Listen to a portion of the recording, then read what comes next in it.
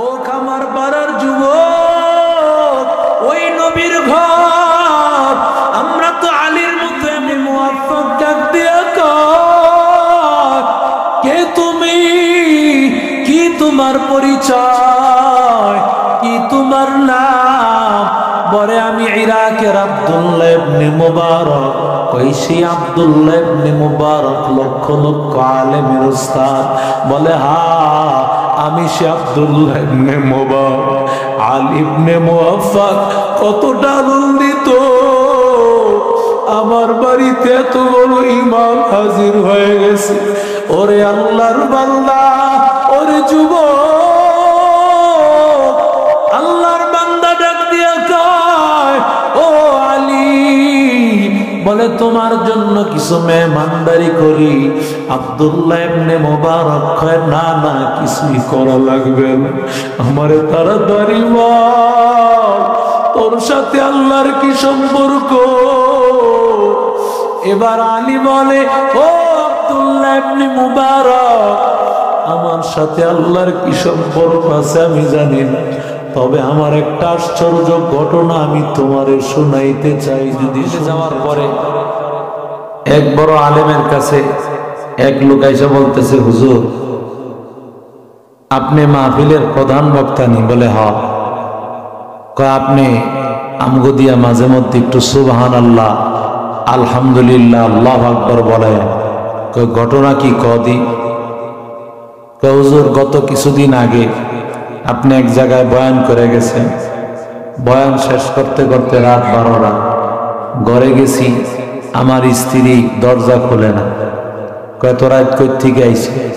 আমি বলছি অমুক হুজুরের বয়ান শুনে আইছে।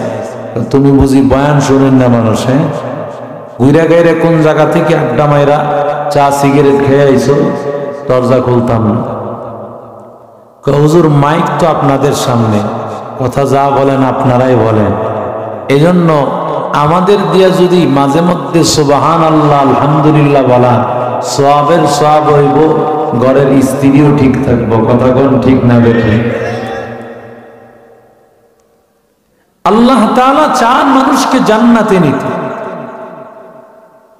আল্লাহ বলেন, লান তানালুল বিররা হাত্তা তুনফিকু মিম্মা তুহিব্বুন।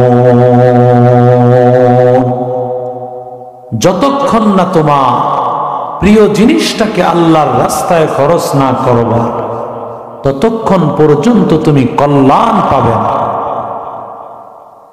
মানুষের প্রিয় কিন্তু মানুষের জান, মানুষের মাল। কথা বলেন ঠিক না বেঠিক? মানুষ সব দিতে চায়, জানটা আল্লাহর রাস্তায় দিতে চায়। কি বলেন ঠিক না বেঠিক? মানুষ সময় দিতে চায়, কিন্তু অনেক ক্ষেত্রে মালটা দিতে চায়। এই দুইটা জিনিস মানুষের খুব প্রিয় জিনিস। একটা হলো মানুষের জান, আর একটা হলো কি? এই জান এবং মালের মালিক জোরে আওয়াজ করে বলেন কি? আরো জোরে বলেন, ইন্নাল্লাহা আশতারা মিনাল মুমিনিন আনফুসাহুম ওয়া আমওয়ালাহুম বিআন্না লাহুমুল জান্নাহ।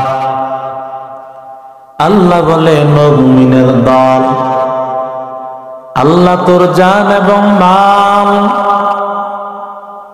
জান্নাতের বিনিময়ে আল্লাহ নিয়েছেন। জান এবং মালের মালিক জোরে আওয়াজ করে বলেন কি? জানের মালিক আল্লাহ, মালের মালিক আল্লাহ। আল্লাহ আমাকে জান দেন, আল্লাহ তাআলাই আমাকে আবার মাল দেন। জান এবং মাল আল্লাহ দিয়া দুনিয়ার মানুষকে বলে, ও আল্লাহর গোলাম, আমি আল্লাহ জান দিলাম, আমি আল্লাহ তাআলা মালটাও তোকে দিলাম। ওই জান এবং মাল আমি আল্লাহ তাআলা আবার তোর কাছ থেকে নিলাম, যেটা দিয়েছি সেটাই আমি আল্লাহ আবার তোর কাছ থেকে নিলাম। বিনিময় কি দিয়েছি জানো? আমি আল্লাহ তোকে এমন জান্নাত দিয়েছি, মা লা আইনুন রাআত ওয়ালা উযুনুন সামিআত ওয়ালা খাতারা আলা কলবি বাশার। যেই জান্নাত মানুষ চোখ দিয়া দেখে নাই, কান দিয়া শুনে নাই, অন্তর দিয়া কোনদিন কল্পনা করে না। আতিনা ফি দারে দুনিয়া না হাসানাতিনা ফি দারে উকবা না হাসান ইয়া গিয়াসাল মুস্তাগীসিন হদিনা লফতিখারা বিল উলুমি ওয়াল গিনা আদরে কুদরত দারি বরকামাল أنت ربي أنت حسبي ذو الجلال تهي قادر جليل الله جهادار بہر حال تهي میرا نگہدار। সদকা এমন দামি একটা সম্পদ, নবী বলেন দাউ মারযাকুম বিসসাদাকা। অসুস্থ রোগী হয়ে গেছে, তাকেও তুমি সদকার মাধ্যমে সুস্থ করো। 1 নম্বর দোয়া করো, 2 নম্বর তার জন্য চিকিৎসা করো, 3 নম্বর সদকা করো। 3 আমল। অসুস্থ হয়ে গেছে, 1 নম্বর দোয়া, 2 নম্বর তার জন্য চিকিৎসা, 3 নম্বর হলো সদকা।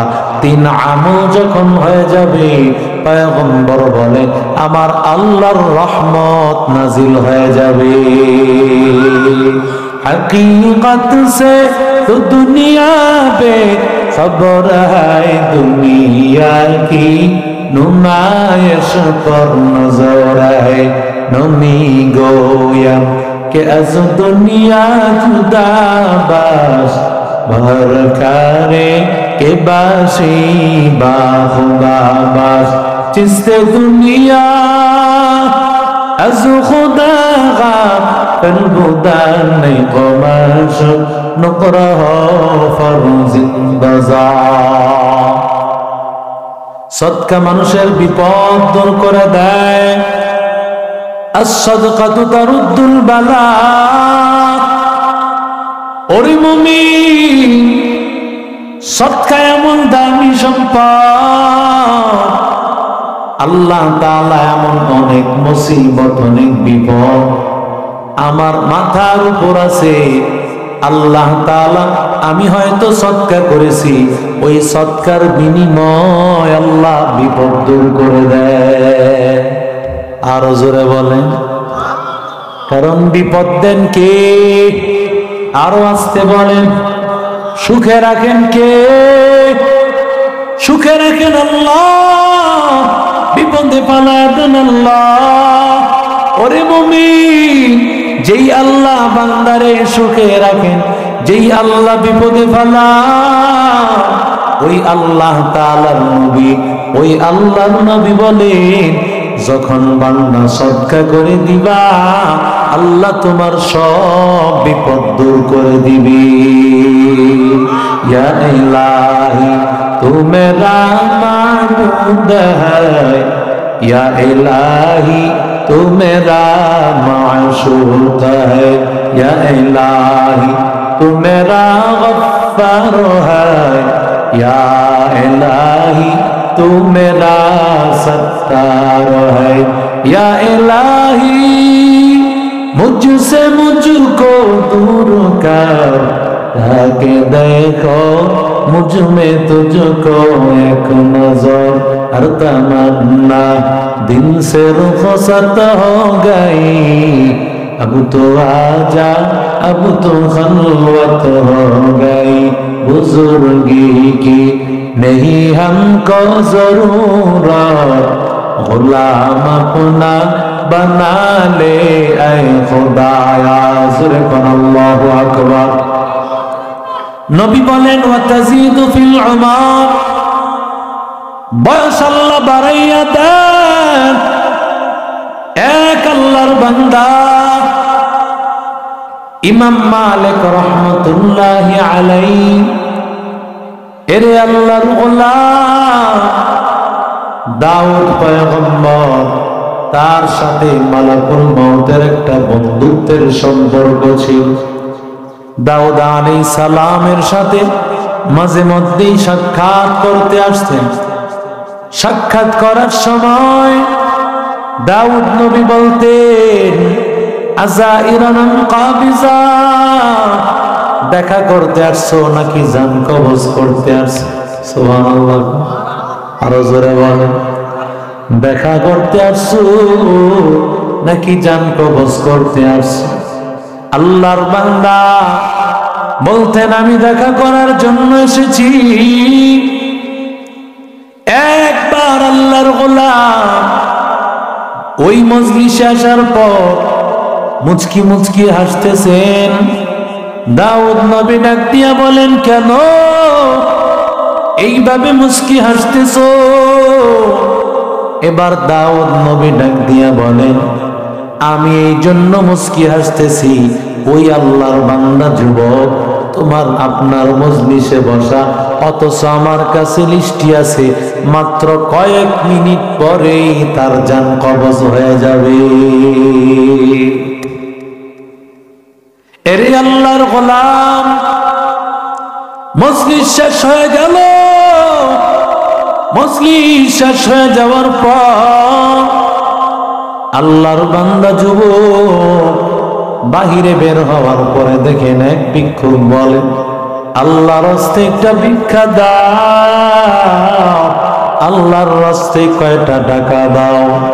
এমন সময় যুবক পকেট থেকে টাকা বের করিয়া গনে নাই গনা ছাড়া তার হাতে তুলে দিয়েছে।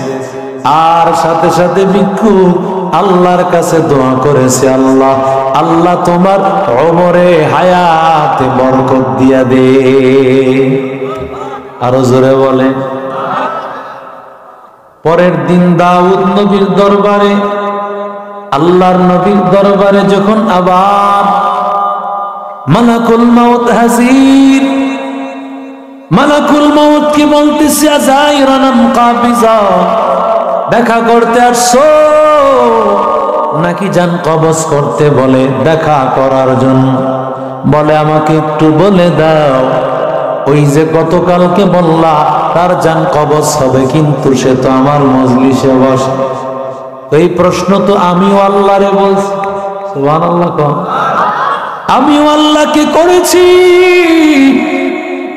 আমি আল্লাহ তাআলার হুকুম পাওয়ার পর যখন আমি তার জান কবজ করতে যাই, এমন সময় আল্লাহ ডাক দিয়া বলেন উসকুনিয়া মালাকাল মাউত, ও মালাকুল মাউত থাম। আমি সাথে সাথে থেমে বললাম, আমি বললাম ও মালিক কেন থামতে বলেছো মালাকুল মাউত? আল্লাহ ডাক দিয়া বলেন ও মালাকুল মাউত, তুমি কি দেখো নাই ওই আল্লাহর বান্দা যখন দান করেছে, ওই ভিক্ষুক কি দোয়া করেছে? ভিক্ষুক দোয়া করেছে আল্লাহ যেন তোমার ওমরে আল্লাহ বরকত দেয়। আমি আল্লাহ তার হায়াতে বরকত দিয়েছি। আমি আল্লাহ ওই দানের কারণে আমি আল্লাহ তার হায়াত আরো বাড়িয়ে দিয়েছি। আরো জোরে বলেন সব ক্ষমতা কার? আরো আসতে বলেন এরে যুবক, ও আল্লাহর গোলাম ভালো করে শুনো, দানের কত দাম, আল্লাহ দানের কারণে আল্লাহ কত সম্মান আল্লাহ বাড়ায় দেন। একটু আল্লাহর বান্দা চিন্তা কর, ওরে আল্লাহর বান্দা আব্দুল্লাহ ইবনে মুবারক কত বড় আল্লাহওয়ালা, কত বড় আল, কত বড় দানবীর। প্রতি বছর 1000 হাজীকে তিনি হজ করাতেন। সুবহানাল্লাহ। আগামীকাল আরো আসতে কম। 1000 হাজির হজ কি সহজ নেই? কথা কয় না। আরে 1000 হাজি হজের টাকা কি সহজ? কথা বলে। কত টাকার মালিক একটু চিন্তা কর। প্রতি বছর 1000 হাজির হজ নিজেই করাতেন রে ভাই। শুধু তাই না, হজ করার পরে এবার যখন ফিরে আসবেন সব হজের কাজ শেষ হয়ে গেছে। এবার হাজী সাহেবদেরকে বলতেন উক্কাজ নামক একটা বাজার, ওই বাজারের মধ্যে গিয়া সাধ্য অনুযায়ী যে যতটুকু পরিমাণ বাজার নিয়া মার্কেটিং নিয়া বাড়িতে যাইতে পারবা অর্ডার দিয়া দিলাম, বাজার থেকে ওই পরিমাণ মার্কেটিং করে নাও। দোকানদারদেরকে বলা থাকতো টাকা নিবি না, টাকা নেওয়া যাবে না। এর যুবক, টাকা নেওয়া নিষেধ। হাজী সাহেবেরা সবাই মাল সামানা নিয়ে আসতো। এ আল্লাহর বান্দা, 1 বছর তিনি হজ করাইতে গেলেন। এমন ভাবে হজ করাইয়া এবার যখন আল্লাহর বান্দা ফিরে আসবেন, হাতিমে কাবার সামনে আল্লাহর বান্দা ঘুমাইয়া পড়ল। ঘুমাইয়া পড়ার পর স্বপ্ন দেখতেছেন মাথার কাছে একজন আল্লাহর বান্দা, পায়ের কাছে একজন আল্লাহর বান্দা, 2 জন আল্লাহর বান্দা তার 2 দিকে দাঁড়ায় আছে। এরই আল্লাহর বান্দা যুবক পায়ের কাছের লোকটা মাথার কাছের লোকটারে জিজ্ঞাসা করতেছে এই বছর কত জন লোক হজ করেছে? মাথার কাছের লোকটা ডাক দিয়া কয় এই বছর হজ করেছে 6 লক্ষ হাজী সাহেব। কত লক্ষ? আরো জোরে বলেন। 6 লক্ষ হাজী সাহেব, 6 লক্ষ হাজী সাহেব। এবার পায়ের কাছের জন বলতেছে কতজনের হজ কবুল হয়েছে? বলে একজনেরও হজ কবুল হয় না। পায়ের কাছের লোকটা ডাক দিয়া কয় মানুষেরা লক্ষ লক্ষ টাকা ব্যয় করিয়া, কত কষ্ট করিয়া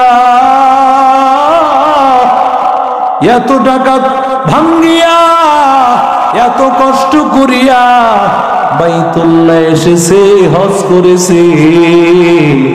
যদি হজ কবুল না হয় তাদের কি হালত হবে, কি উপায় হবে? ওরে আল্লাহর বান্দা, ও কাবার পাড়ার যুবক, ও আল্লাহর বান্দা, একটু মনের কানটা লাগাইয়া, দিলের কানটা লাগাইয়া এদিকে একটু মনোযোগ দাও। আব্দুল্লাহ ইবনে মুবারক রহমতুল্লাহ আলাইহি স্বপ্নগুলো দেখতেছিলেন। পায়ের কাছের লোকটা বলতেছে 6 লক্ষ হাজী সাহেবের হজ কবুল হলো না, তাহলে তাদের কি উপায় হবে? মাথার কাছের লোকটা ডাক দিয়া কয় একজন আল্লাহর বান্দা, ইয়ামান তার বাড়ি, ওই ইয়ামানের একজন আল্লাহর বান্দার কারণে আলী ইবনে মুওয়াফফাক তার নাম, ওই লোকের কারণে 6 লক্ষ হাজির হজ আল্লাহ কবুল করে নিয়েছে। আউলিয়ারা কারে উকুবা ইখতিয়ার, জাহেলারা করে দুনিয়া ইখতিয়ার।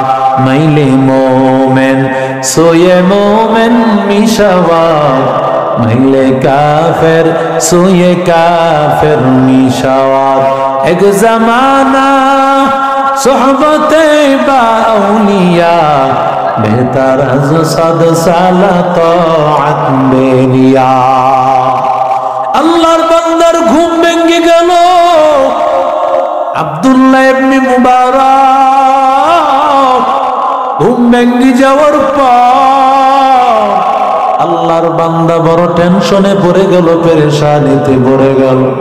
আমি এত বড় ইমাম, এত বড় আলিম, অথচ আমার কারণেও না, অন্য কোন বুজুর্গ আল্লাহওয়ালার কারণেও না, সামান্য একজন আল্লাহর বান্দা তারে আমি চিনি না,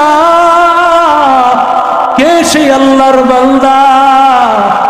ইয়ামানে তার বাড়ি, আমি ইরাকে যাব পরে, আগে আমি ইয়ামানে তার সাথে সাক্ষাৎ করব। তার সাথে সাক্ষাৎ না করিয়া আমি আমার বাড়ি ইরাকে যাব না। অন্য হাজী সাহেবদেরকে পাঠাইয়া দিল। পাঠাইয়া দেওয়ার পর আল্লাহর বান্দা এবার ইয়ামানে চলে গেলেন। আব্দুল্লাহ ইবনে মুবারক অনেক বড় আলিম, ইয়ামানেও তার কোনো ছাত্রের অভাব নাই। ইয়ামানে যাওয়ার পরে আব্দুল্লাহ ইবনে মুবারক মানুষেরা দেখার পর আব্দুল্লাহ ইবনে মুবারককে সবাই স্বাগত জানায়। লক্ষ লক্ষ ছাত্ররা সবাই স্বাগত জানায় গোপনে। আল্লাহর বান্দা কোন উদ্দেশ্যে আসছে কাউরে বলে না, গোপনে জিজ্ঞাসা করে চিনো আলী ইবনে মুআফফাক নামে কাউরে চিনো নাকি? শহরের মানুষেরা কেউ তারে চিনিলা। এরে আল্লাহর বান্দা মনটা হয়ে গেল খারাপ। মনে মনে চিন্তা, শহরে যদিও না পায় অন্তত গ্রামে তালাশ পেতে পারে। এমন সময় এক আল্লাহর বান্দা মুরব্বী ওই আল্লাহর বান্দাকে ডাক দিয়া কয়, ও আল্লাহর বান্দা, তোমাদের এই জমিনে তোমাদের এলাকায় আলী ইবনে মুআফফাক নামে কাউরে চিনো নাকি? লোকটা ডাক দিয়া কয়, কেন আমি চিনব না? আলীর বাড়িটা তো আমার বাড়ির সাথে। আল্লাহর বান্দা আব্দুল্লাহ ইবনে মুবারক আনন্দিত হয়ে গেল, কারণ যে আলীর সন্ধান এসেছে ওই আলীর তালাশ পেয়ে গেছে। এবার আল্লাহর বান্দা আলীর দরজার সামনে নক করল, বাসায় আছো নাকি? কে? বলে আমি মুসাফির। কি তোমার নাম? আলী নাকি? বলে হা। ওরে আলী, কি করো তুমি? আলী বলে, আমি একজন সাধারণ মুচি, আমি মুচিগিরি করি। আব্দুল্লাহ ইবনে মুবারক ডাক দিয়া বলে, আমি তোমার কর্ম জিজ্ঞাসা করি নাই, আমি জানতে চাই ওরে আলী, আমার আল্লাহর সাথে তোমার কেমন সম্পর্ক? ওরে আল্লাহর বান্দা আলী ইবনে মুআফফাক ডাক দিয়া কয়, কে তুমি? কি তোমার পরিচয়? কি তোমার নাম? বলে আমি ইরাকের আব্দুল্লাহ ইবনে মুবারক। কইছি আব্দুল্লাহ ইবনে মুবারক লক্ষ লক্ষ আলেমের উস্তাদ। বলে হা, আমি সে আব্দুল্লাহ ইবনে মুবারক। আলী ইবনে মুআফফাক কতটা আনন্দিত, আমার বাড়িতে এত বড় ইমাম হাজির হয়ে গেছে। ওরে আল্লাহর বান্দা, ওরে যুবক, আল্লাহর বান্দা ডাক দিয়া কয়, ও আলী, বলে তোমার জন্য কিছু মেহমানদারি করি। আব্দুল্লাহ ইবনে মুবারক কয়, না না, কিছুই করা লাগবে না, আমারে তাড়াতাড়ি বল তোর সাথে আল্লাহর কি সম্পর্ক? এবার আলী বলে, ও আব্দুল্লাহ ইবনে মুবারক, আমার সাথে আল্লাহর কি সম্পর্ক আছে আমি জানি না, তবে আমার একটা আশ্চর্য ঘটনা আমি তোমারে শোনাইতে চাই, যদি শুনতে চাও। বলে, কি বলো? এবার আলী ইবনে মুআফফাক বলতে শুরু করলেন। আলী ইবনে মুআফফাক বলে, প্রতি বছর হাজী সাহেবেরা হজে যায় মদিনায়, পাগলেরা মদিনায় যায়, আমি গরিব, আমার সামর্থ্য নাই, এই জন্য আমি বাইতুল্লাহে যেতে পারি না। মনটায় বড় আশা, বাইতুল্লাহে যদি যেতে পারতাম। কত বড় মনে আশা, ওই আশা মনে লালন করতেছি। ওরে আল্লাহর বান্দা, একবার সিদ্ধান্ত নিলাম এবার আমি দিনেও কাজ করব, রাতেও কাজ করব, আমি নাইট ডিউটি করব। এই চিন্তা করি আমি দিনেও কাজ শুরু করলাম, রাতেও কাজ শুরু করলাম। মানুষেরা জেনে ফেললো আমি রাতেও কাজ করি।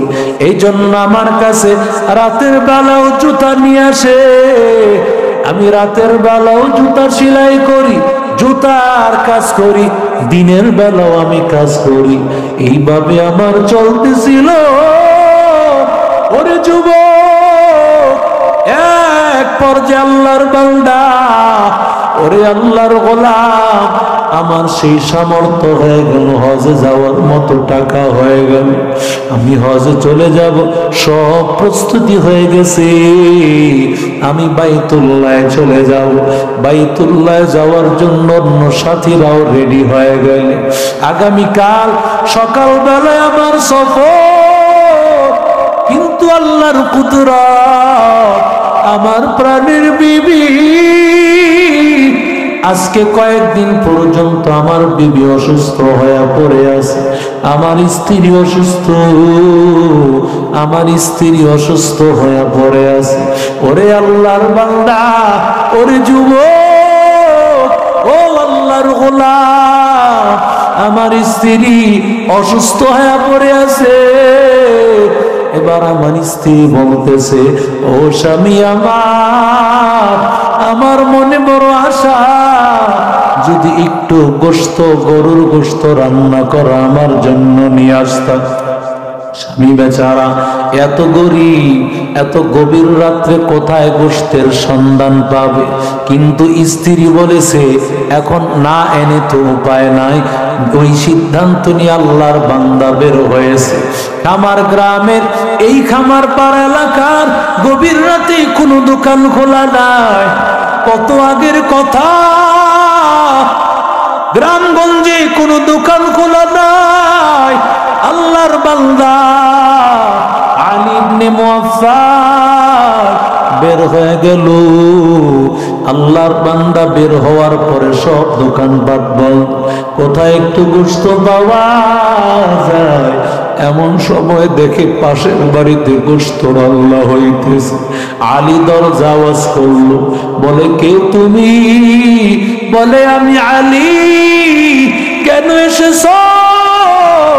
আলী ডাক দিয়া কয়, আমার জন্য দোয়া করিও, আগামীকাল সকালবেলায় বাইতুল্লাহর সফরে যাব, দোয়া নেওয়ার জন্য আসছি। আর আমার স্ত্রী অসুস্থ হয়ে পড়ে আছে। আমার স্ত্রীর মনে চেয়েছে একটু গোশত খাওয়ার জন্য, বাটি দিয়ে একটু গোশত দিতে পারবা? সকালবেলায় তোমারে আবার বাটি ফিরে দিব। আল্লাহর বান্দা ডাক দিয়া কয়, ও আলী, এই গোশত আমার জন্য হালাল, তোমার জন্য এই গোশত হারাম। আল্লাহর বান্দা ডাক দিয়া, আলী ইবনে মুআফফাক ডাক দিয়া কয়, এটা কেমন কথা? যেটা আমার জন্য হালাল তোমার জন্য সেটা হালাল হবে, যেটা আমার জন্য হারাম তোমার জন্য হারাম, কারণ আমরা দুইজনই মুসলমান। এটা আবার কেমন কথা বলল? আলী বলেন, আল্লাহর বান্দা কয়, আমি সে কথা তোমারে বলতে পারবো না, এটা আমার এবং রবের সাথে এক গোপন কথা। আলী ডাক দিয়া কয়, যদি আমাকে না বলো তাহলে আমি এখান থেকে যাব না। আল্লাহর কসম, যতক্ষণ না বলো ততক্ষণ পর্যন্ত আমি এখান থেকে যাব না। ও আল্লাহর বান্দা, আল্লাহর কসম করে বলতেছি বল। এক পর্যায়ে আল্লাহর গোলাম, ও আল্লাহর বান্দা, আল্লাহর বান্দা ডাক দিয়া কয়, যেহেতু তুমি বারবার বলতেছো, ভালো করে শোনো রে আল, তুমিও যেমন দিন মজুর, আমিও তোমার মতো দিন মজুর। সকালবেলা কাজ করলে বিকালে আমার বিবি সন্তানের মুখে আমি খাবার তুলে দিতে পারি। আজকে একে একে কয়েকদিন হয়ে গেল বাহিরে কোনো আমার কাজ নাই, কাজ করতে পারি না, টাকাও নিয়ে আসতে পারি না, খাবার নিয়ে আসতে পারি না। এক পর্যায়ে এমন হয়ে গেল, ওরে আল্লাহর বান্দা, ওরে নবীর আশিক উম্মতের দল, এক পর্যায়ে এমন হয়ে গেল একে একে 3 দিন যখন পার হয়ে গেছে, আমার সন্তানের চেহারার দিকে আমি আর তাকাইতে পারতেছি না। আজকে মনে মনে ভাবলাম আমার এই সন্তানগুলোর লাশ হয়তো লাশ পড়ে যাবে, যদি আজকে খাবার রেডি করতে না পারি হয়তো তাদের লাশ পড়ে যাবে রে বাবা। ওরে আল্লাহর বান্দা, ওরে যুবক, ও আল্লাহর গোলাম, আমি বাহিরে বের হইয়া আজকেও কোনো কাজের সন্ধান করতে পারলাম না। হঠাৎ করে তাকায় দেখি একটা মরা গাধা পড়ে আছে। মরা গাধা মুসলমানের জন্য হালাল না হারাম? হুজুরে কও। আল্লাহর বান্দা বলে আমি চিন্তা করলাম মরা গাধা নেওয়া ছাড়া তো উপায় নাই, কারণ নিরুপায় অবস্থা। আমি মরা গাধা থেকে কিছু গোশত নিলাম। ওরে আল্লাহর বান্দা, ওরে আলিম, মরা গাধা কি তোর জন্য হালাল নাকি? না না আলী, মরা গাধা তো তোরে দেওয়া যাবে না। আলী ডাক দিয়া কয় খাবার খাইও না, আল্লাহর কসম খাবারটা রেখে দাও, আমি আমার ঘর থেকে খাবার নিয়ে আসতেছি, খাবারটা রেখে দাও। ওরে আল্লাহর বান্দা যুবক, সাথে সাথে আলী ঘরে গেল। আলীর ঘরেও তো খাবার নাই, কারণ আলীও তো একজন গরিব মানুষ। সামান্য ডাল ভর্তা যা ছিল তাই নিয়ে আসলো। আর হজে যাওয়ার জন্য যেই টাকার থলেটা ছিল ওই টাকার থলে সবটা হাজির করে নিয়ে আসলো। আর আল্লাহর বান্দা ডাক দিয়া কয়, ও আল্লাহর বান্দা, আমি হজে যাওয়ার জন্য যেই টাকাটা আমি জমা রেখেছিলাম ওই টাকাটা আমি তোরে দিব, আমি নিয়ত করেছি আল্লাহর উপর কসম করে। কয় না না, কিছুতেই তুই আমার এই টাকাটা দিতে পারবি না, কারণ আগামীকাল তুই হজে যাবি। সকাল এবং রাত মিলাইয়া 1 বছর কাজ করার পর হজের জন্য টাকাটা জমাইছো, আমি তোর টাকা নিব না। আল্লাহর কসম করে বলি টাকাটা তুই নে। ওরে আল্লাহর বান্দা যুবক, বারবার বলার পর আল্লাহর বান্দা টাকার থলেটা নিল। এবার আলী কিভাবে চেহারা দেখাবে? আগামীকাল তো সবাই যাবে বাইতুল্লাহর দিকে, সে যাবে কিভাবে? তার কাছে তো কোনো টাকা নাই। পলাইয়া রইল দূরে একটা জায়গায়। সবাই হজ করতে চলে গেল, আলীরে না পাইয়া সবাই হজে চলে গেল। হজ আদায় করার পর যেদিন আল্লাহর বান্দারা সবাই ফিরে আসবে, পয়গম্বর বলেন বাইতুল্লাহর হাজী সাহেব আসলে ওর কাছে দোয়া নাও, কারণ ও ওই সময় মাসুম বাচ্চা থাকে, গোনা থাকে না, ওই সময় তার কাছ থেকে দোয়া লও।